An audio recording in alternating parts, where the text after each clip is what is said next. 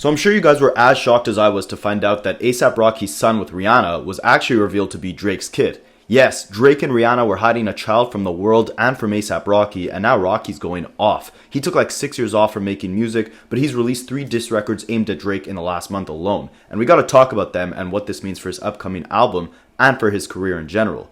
Now, I'm kidding about the kid, alright? Rihanna and Rocky are happily together with 2 kids, and this idea of a happy family has been bothering Drake for years. It all started on the day he famously stared angrily into his phone at a sports game while the news came out that Rocky and Rihanna welcomed in their first kid. And that led to him dissing Rihanna and Rocky on his 2023 album For All the Dogs. On the song Fear of Heights, he was saying Rihanna's just average at intercourse. He was saying he's not hung up on her at all. He was talking to Rocky saying the guy is trapped and he can't leave Rihanna and she wears the pants in that relationship. And, I mean, we've seen Rocky wear enough skirts to assume Drake might be onto something in saying Rihanna wears the pants. I mean, I did a whole breakdown on the love triangle and beef between Rihanna, Drake, and A$AP Rocky, so I'll leave it in the description of this video, but a bunch of new disses have come out from both sides since I published that video. So, in this video, we'll go through them all and understand where A$AP's currently at. Cause just like his baby mama Rihanna, we haven't heard an album from Rocky in over 6 years, and he keeps poking the bear with these Drake disses, which could leave him in a dangerous situation. There's a lot of little nuggets in both of their disses that if it wasn't for these breakdowns, and salute to, guys like this, Rapaholics, because I think they directly get it. So to summarize their beef real quick, after Drake dissed Rihanna and Rocky on Fear of Heights, A$AP Rocky clapped back on Future and Metro Boomin's album, the sequel project of the one where Kendrick famously kicked off this entire beef. And when it was Rocky's turn to diss Drake, he said they should have got him on the first album with Kendrick so he could diss Drake sooner. He said Drake's in his feelings because Rocky's with his dream girl Rihanna. But the biggest bomb he dropped was saying that he was with Drake's baby mama Sophie Brousseau before she had Drake's kid. Drake responded to this diss on his own diss record Family Matters, where he took shots at Kendrick, The Weeknd, Rick Ross, Metro Boomin, Future, but in my opinion, the best set of shots he had were the bars that he aimed at A$AP Rocky. He rapped, "Rakim's talking tough again, he's gassed cause he hit my baby mama first, but do the math who I was hitting then." Here he's basically implying that while Rocky was with Drake's baby mama Sophie Brousseau, Drake was with Rocky's baby mama Rihanna. But in my opinion, the bars that stung even harder than that were when Drake rapped, "I didn't even know you still rap because they're only talking about your fit again. I didn't even know you rap still because they're only talking about your fit again. Probably gotta have a kid again before you'd think of dropping any music again. Even when you do drop, they're gonna say you should have modeled because it's mid again." Now, these bars led us into a bigger issue, which we'll touch on shortly in this video, cause what Drake is saying here is something a lot of hip-hop fans have been thinking for a while. Rocky went from music to modeling, from rapping to Riri, from fantastic CDs to fashion weeklies, and he had an incredible 3-project run from 2011 to 2015, dropping his best project, in my opinion, in summer 2015 with At Long Last A$AP. But from there, things only got worse for Rocky. He took a 3-year hiatus, and by the time he came back with his 3rd album, Testing, in 2018, things didn't feel the same way, no did he? See, Testing fell short compared to Rocky's previous work, particularly in terms of the lyricism, sonic cohesion, and the overall execution of the project.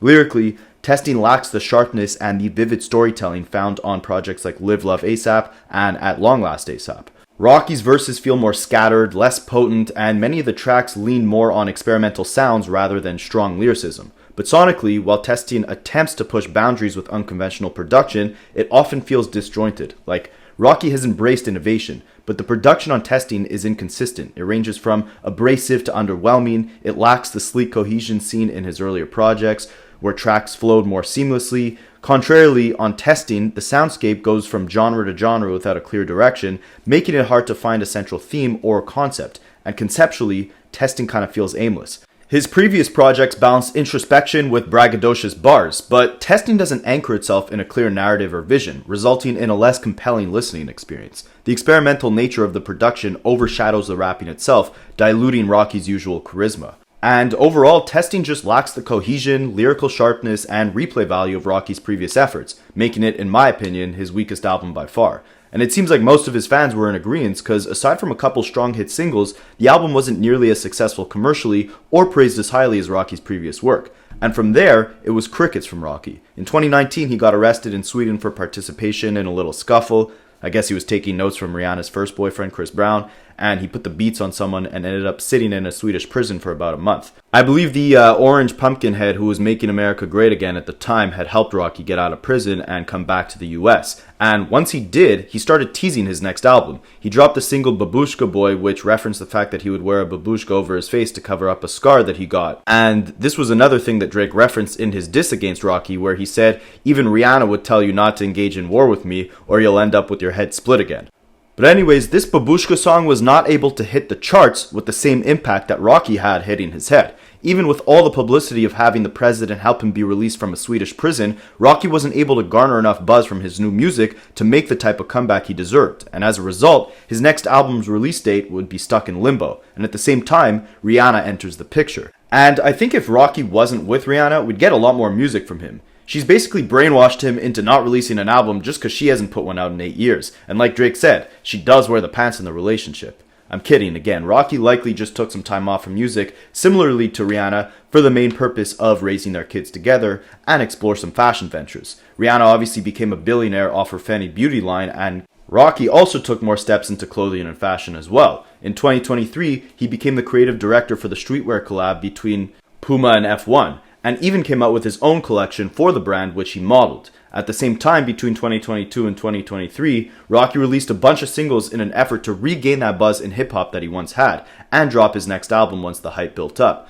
He dropped DMB, Poopin' Me, Same Problems, Riot. Unfortunately for Rocky, none of these songs ended up hitting the Billboard charts, and likely for that reason, he kept pushing back his album. It adds a little weight to what Drake was saying about him sticking to fashion and dropping mid-music. But I don't think Rocky's career was ever in a bad place per se. You have rappers like Wale, Meek Mill, Big Sean, Chance the Rapper. All those guys were on or above A$AP Rocky's level in the 2010s decade and dropped projects on that same caliber as him. However, I think in recent years, their sound hasn't resonated with the culture the way it once did. Big Sean, Meek Mill, and Wale, for example, just haven't evolved enough in my opinion. I did a whole video breaking down Sean's career if you want to check that out.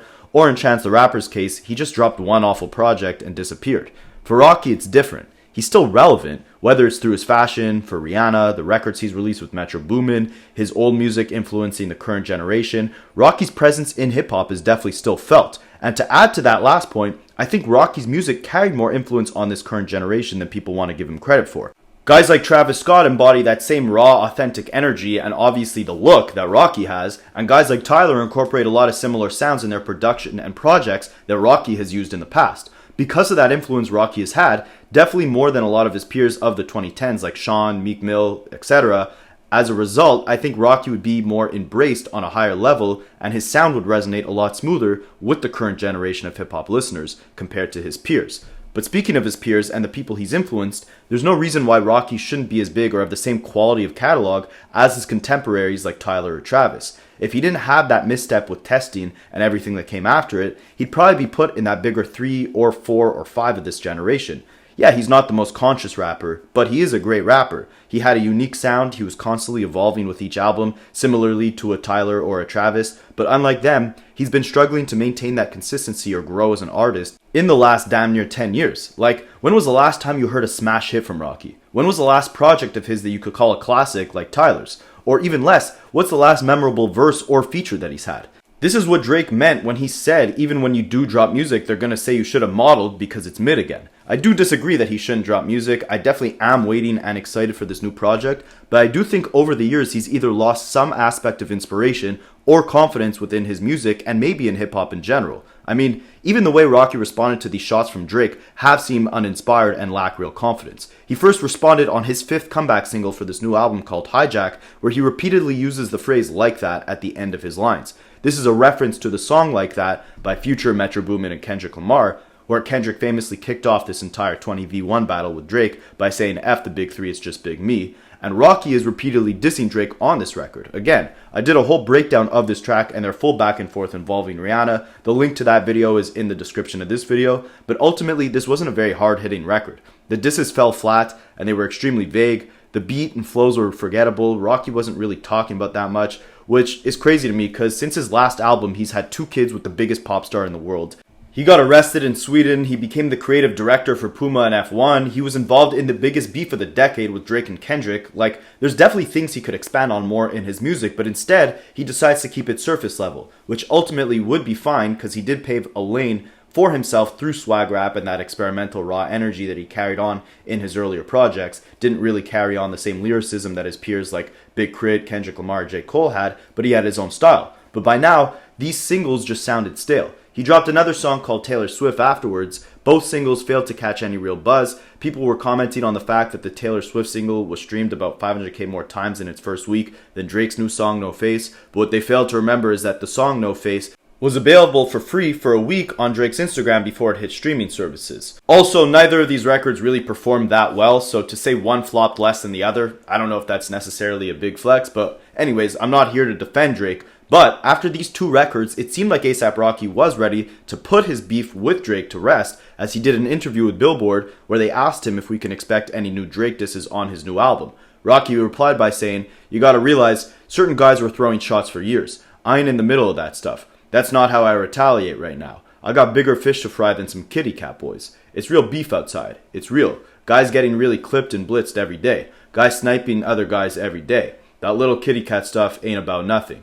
So here you could tell he was either hesitant to fully enter this back and forth with Drake while still acknowledging that Drake was taking shots at him for years, or he's making it seem like he has no interest in beefing just to save the suspense for his album to see what he'll say.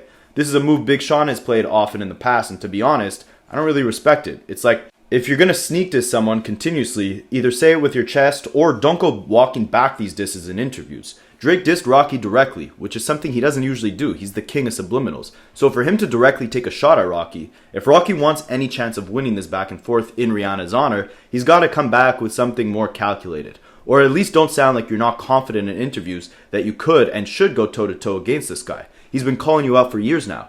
Yeah, like you said, there's bigger issues out there, but you're obviously focusing on this in the music. So don't pretend like you're not, or else you're going to look like you're scared of the challenge. But Rocky continues to sneak diss because he just dropped a new record with J. Cole, and I gotta say, this song is incredible. Easily Rocky's best track in years, one of the best rapping performances we've gotten from him in ages. Cole obviously comes in with a fire guest feature. Alchemist killed the beat with these dark piano chords and this watery, subtle drum pattern. Rocky shines the most, in my opinion, on his second verse, where he sounds the most inspired I've heard him since 2015. He starts the verse by rapping, "Illest guy alive, as a little guy very deprived, took it in striving conditions where I shouldn't survive. Now I ride windows down with my foot on the side," just reflecting on his past and his rags to riches story in a captivating way. And then where it gets interesting is on the next few bars Rocky raps, like, "Who dared me to die? You a dead man walking like you barely alive. Cut everything but the family ties. Cut the BS, cut the lies. Word to the wise. Who's in your top 5? Haha, F your top 5.